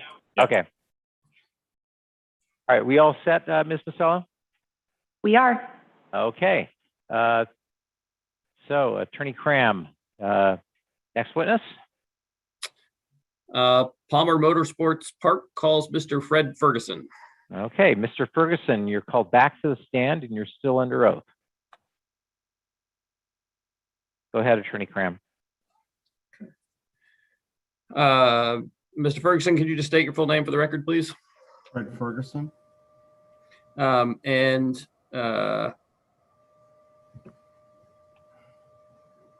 When is Palmer Motorsports racing season? Generally early April. That's the beginning of the season, Yes. and it runs through when? Usually the first weekend or so in November. Okay. Does Palmer Motorsports hold race events in January? No, Why not? we're closed. Our water system is shut down. It's a seasonal water system. For one thing, we have no bathroom facilities, and people don't race cars in New England in January. And that was true in January of 2020, correct? Yes, That is, did Palmer Motorsports hold any race events in January of 2020? no. Approximately how far is the track from the entrance monitoring location at their closest points? The entrance drive is 4,200 feet, linear feet. I'd say it's between 4,000 and maybe 3,800 feet from where the monitoring is done.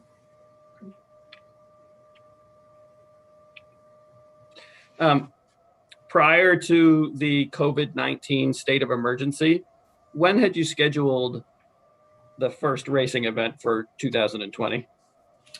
The first loud event was scheduled for the third weekend in April of 2020. It was the Com Sports Car Club.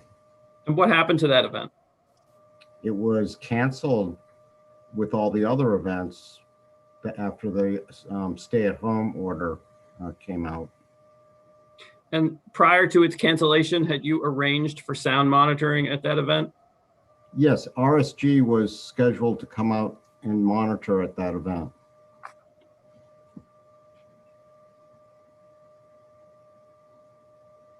And so why didn't you arrange for sound monitoring before April 2020? It was agreed that with the town that no realistic monitoring could occur until the track had opened. What do you mean it was agreed with the town? I spoke with the planning board chairman a week or two after the trial when I read the judgment and realized, the mitigation could be done in 45 days, but completing the sound study wasn't practical within that window of time. And he agreed that. Objection. Grounds? Hearsay. What's your response, Attorney Cram? It's a town representative and the person who's associated with issuing the permits would be an admission. If that's the stated argument, I'm inclined to sustain the objection. Because why does it make a difference that he's a representative of the town? Is the town a party to this case?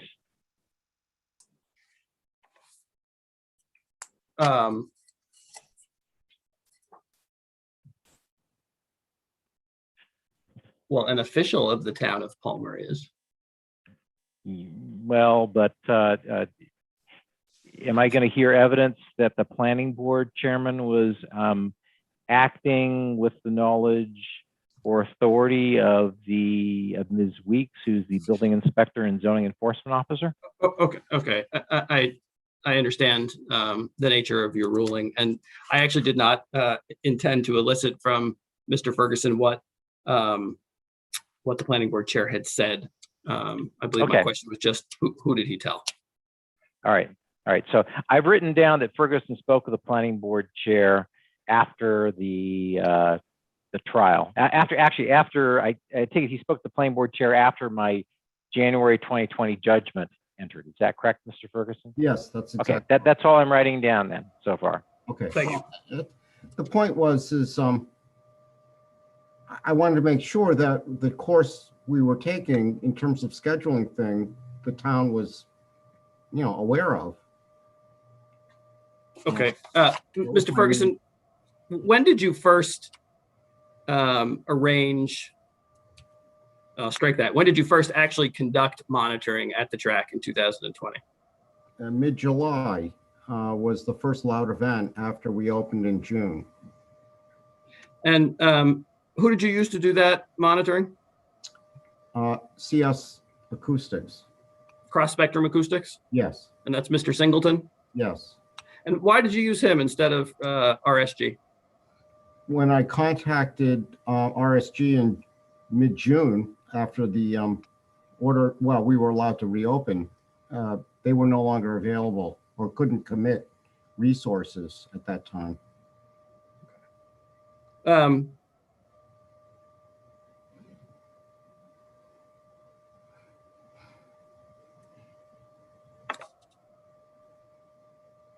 Did you tell the town about the monitoring that you had done in July?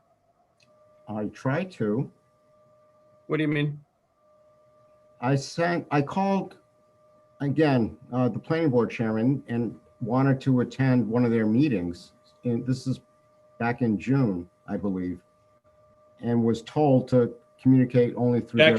Yeah. So again, Attorney Cram, let's not, unless you're prepared to make more of a showing with respect to the planning board chair, let's not ask for, let's not ask questions of illicit hearsay. Yeah, and Mr. Ferguson, my questions to you or did you tell the town about your July monitoring? Not, and I'm not asking what any town representative might have said. I did communicate with Mr. Heap. Ultimately, he sent an email inquiring what was going on. I think he sent it to Attorney McGlynn. It got sent to me, and I responded back to Attorney Heap to let him know we were monitoring in July. It may have actually occurred, and I believe I also sent Mr. Heap another email, or in the same email, letting him know that we weren't able to get good data on all 4 locations. So I was faced with either incomplete data or having to do a subsequent sound monitoring if the town had any guidance on that. And I got no response. So we went ahead and scheduled the August event to be monitored. Okay, and Cross Spectrum Acoustics did in fact perform additional monitoring in August 2020, which we've heard, correct? Yes. And why did they do that? To make up for the 2 locations that the data was unusable in July, primarily. And did Cross Spectrum Acoustics provide you with a report regarding the results of their July and August 2020 monitoring? Yes. And did you provide that to the town? Yes. Did you provide the corresponding data that was collected by Cross Spectrum Acoustics to the town? Yes.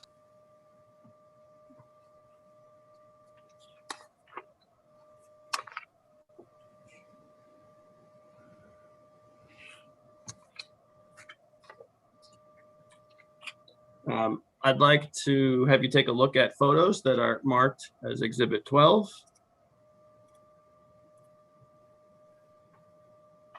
Let me know if you can see them. So on the screen at the moment is Exhibit 12, and it looks like this is a 5-page exhibit, and on the screen is page 1 of 5. Great. Do you recognize what is shown in page 1 of 5 of Exhibit 12? I do. And what is that? It shows the acoustic barrier in turn 2, the original 8-foot section, as well as the 10-foot section in front of it. Okay. And is this photograph a fair representation of the acoustic panels that are at the site? In that area, yes. Okay. And can you see my cursor? Yes. You referred to 2 different heights of panels. This is one of those 2 heights? That is an 8-foot by 4-foot panel. Okay. And when was that installed? 2019. And does this panel run behind the taller set of panels? Yes. And when were those panels installed? 2019. And then there are taller panels that are sort of affixed in front of the 2019 panels. Is that accurate? Yes. And when were those installed? March and April of this year, 2021. And why did you install the smaller panels in 2019? It was from the RSG modeling data. They felt that size panel in that location would help provide compliance or validity to achieve the numbers that the model predicted at the entrance location. And why did you install the additional panels this year?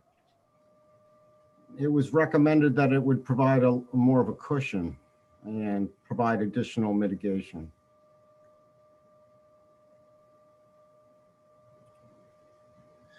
Do you recognize what's? Wait, before you move on, Mr. Yes. Ferguson, you said that the 2019 panels were installed at RSG's suggestion. Who recommended installing the panels in 2021? That was Herb Singleton. Okay, thank you. Go ahead, Attorney Cram. Thank you. Do you recognize what's depicted in the photo that's page 2 of this exhibit? Yes, this shows the additional length of just what was added in 2021 to what was there in 2019. And what part of the track is this? The exit of turn 1. And this railing here, or what is this feature? It's it's basically chain link fencing posts that are impaled in the barrier. There are holes in the barrier, and there's a cross member supporting the whole thing. And when was this picture taken approximately? Probably March, right before the panels went up. Maybe. And is this what it looks like at the site now? With panels in front of it. Okay, so this reflects the work that was done prior to putting additional panels up in this year, correct? Well, yes.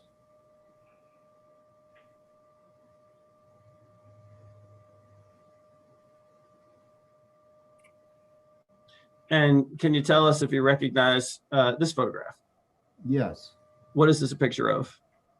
It is the backside to the barriers you were showing previously at turn 2, showing the structure that holds these things in place, and then the 2 panels. And is this a fair approximation of the acoustic barriers that are at turn 2 at the site presently? Yes. And do the panels that we can see here include both the taller, are these the taller panels, or what are these? The taller panels, you can tell, are in front of or sistered up to the shorter ones. Does that mean that in addition to increasing the height of these barriers, they've also been increased in thickness? Yeah, they're twice as thick And can you explain why that is? because they're the same width. Or they're the same panel. One is just 2 feet taller than the other. Otherwise, they're identical. And they're stuck together. Yes, And can you tell us what this is a picture of? that's a picture taken during the SCCA, during the event that was monitored in May with the person at the new flag position above the barrier in turn 2. Okay, and can you explain why there's a new flag location? They need to see not only the racetrack, but the apron. They want, if a car should, or something should happen right up against the barrier closest to them, they could not see it sitting at the original monitoring location because the acoustic panel now blocks their view. And which panels that were installed when blocked the view of the original monitoring booth? So, yes, in 2019, the panels ended before that flag station. So you can see the old flag station in the very left corner of the picture. From there to the end of that wall paneling is what was added. Okay, and is this the same location as the section that we looked at before the panels were up that just had the framework Yeah. to which the Yes, panels were installed? That's exactly what you were looking at. And is this a fair representation of the barrier that exists in that location today? It is.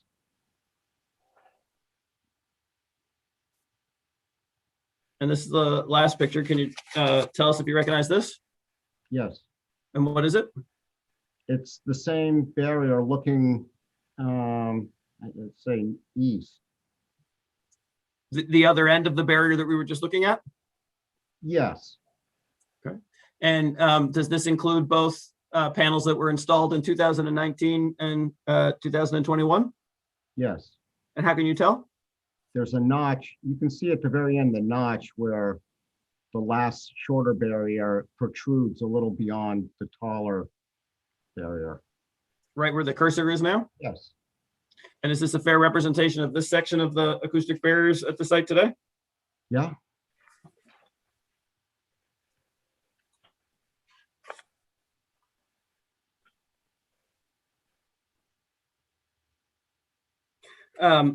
Was the barrier at turn 2 fully in place during the July 2020 racing event when Cross Spectrum took measurements?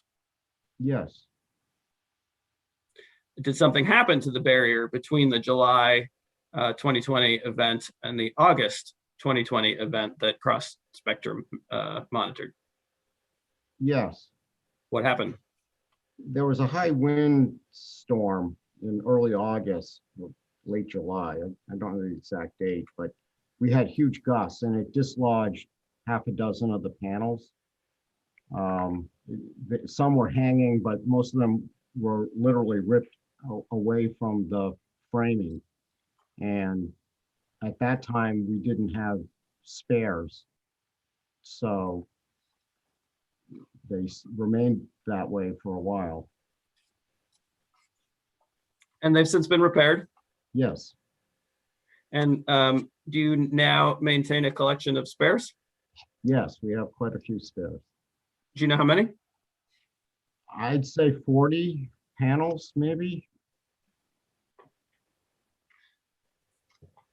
What are the what is SCCA Sports Car Club of America.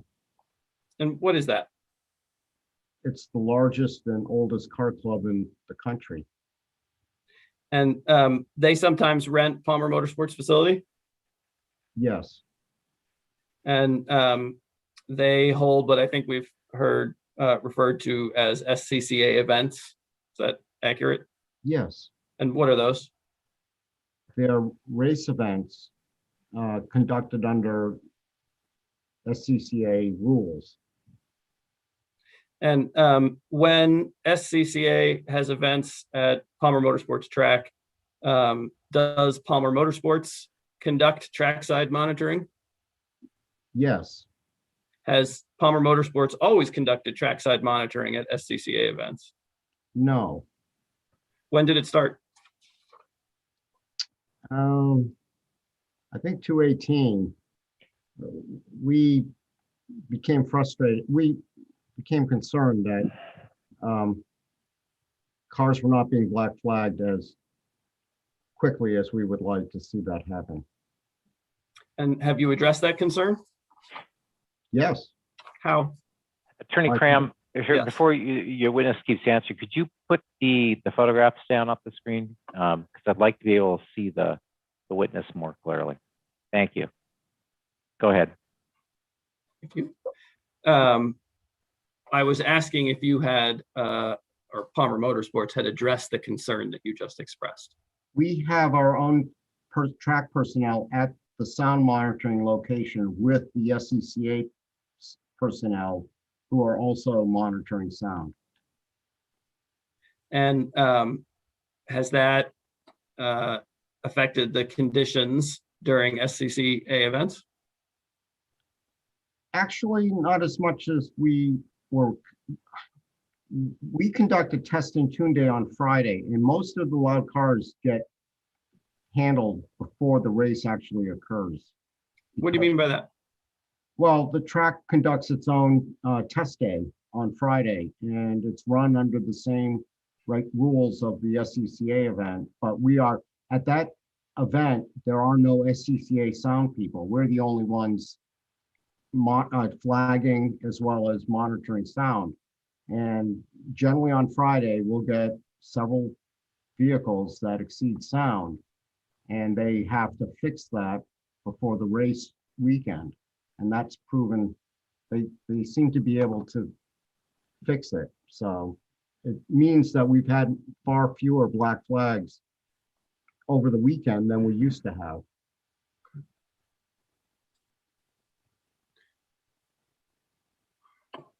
I'm going to share the document that's been marked as Exhibit 9.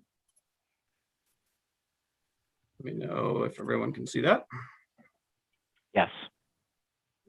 And do you recognize this, Mr. Ferguson? Yes, And what is it generally? it's a memo from Cross Spectrum Acoustics about the results of their sound monitoring. And just want to call your attention to a section called recommendations. Did you consider the section of the report when you received it? Yes, And did Cross Spectrum make recommendations about additional mitigation measures that Palmer Motorsports could adopt at the track? yes, Do you recall what those were? to make sure that we had checked and replaced or repaired any barriers, that sound barriers that were found to be in need of that, and to, I think, maintain a supply of them. And have you done those things? Yes, And do you see the sentence that carries from page 7 to page 8 that suggests that you should implement a policy to inspect sound barriers prior to racing events? yes, And have you done so? yes, The next paragraph suggests that if further noise reduction is desired at the entrance noise monitoring location, the height of the noise barriers at turn 2 could be increased. And have you followed that recommendation? yes, And why'd you do that? because it was recommended. It was within our means, and it just seemed like it made sense. I felt that we had complied with the permit, but anything that we can do to, buffer or reduce the noise, I'm going to do. And did Cross Spectrum Acoustics recommend anything that you did not adopt? Not that, no, And did you engage cross-spectrum acoustics to monitor noise from the track after you had implemented their recommendations? Yes, And is that and that monitoring was completed on May 2nd? yeah. Who selected the location that was monitored for the May 2nd? I believe the town did. Yeah, Attorney Cram, isn't that an agreed fact? Yes, Okay, so I've got that before me. thank you. And was the event what you would call a loud event? It was. Why? It was the SCCA race weekend that's been monitored repeatedly. And did the range of cars that were on the track during the monitoring period reflect typical racing activities at the track? Yes. Some of the groups were lighter, but 35 cars is a full field.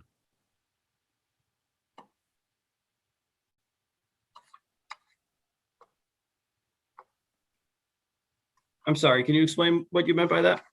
We're not, so the race groups are broken up in groups based on the type of car, and open wheel, closed wheel, that sort of thing. They're limited, they can't put more than 40 cars on the track, I don't believe, based on some maximum traffic rules.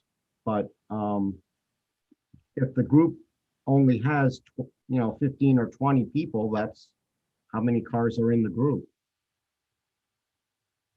And what was the largest group of cars that were on the track during the May 2nd event?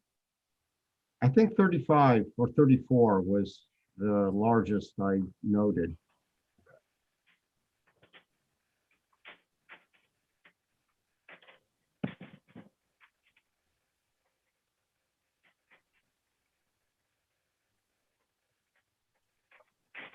Has the town ever issued to Palmer Motorsports a notice ordering it to implement specific sound mitigation measures at the track? Not yet. Has the town's failure to do so frustrated your attempts to comply with condition 10 of the special permit? You could say that, yes. Why? Because we are left to implement whatever mitigation we think they want. And have you done that? I believe so.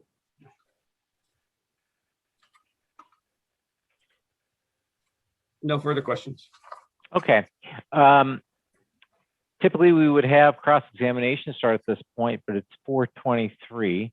And unless Attorney Heap had only one question he intended to ask in cross-examination, and is that the case? I've got a few more than that, Your Honor. Okay, so we will break for the day. We will resume trial at 9:30 a.m. on Friday. Attorney Cram, could you take down the share screen?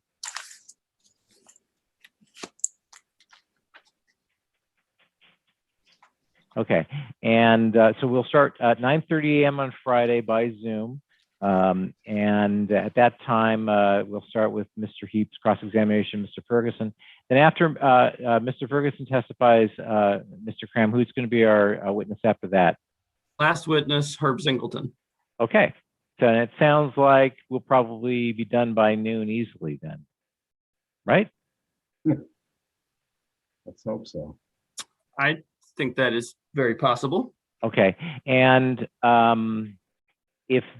if that's the case, what I'm thinking about is, well, so as we're proceeding on Friday, I'd like the attorneys to think about how much time we should take a break in between the conclusion of taking testimony and you all doing your closing arguments. I want to have closing arguments on Friday. I'm not suggesting delaying them for 30 days or something like that. But the question is whether we have a 15-minute break or an hour break or 2-hour break, and that may depend on when we finish with testimony. But just keep that in mind as we go through Friday. All right. Thank you all for all your hard work today. It was a long day, but a very productive one. Court learned a lot, and we'll continue to learn more on Friday. In the meantime, I wish everybody good health and safety, and we'll see you Friday morning. Thank you very Your much. Honor. Recess.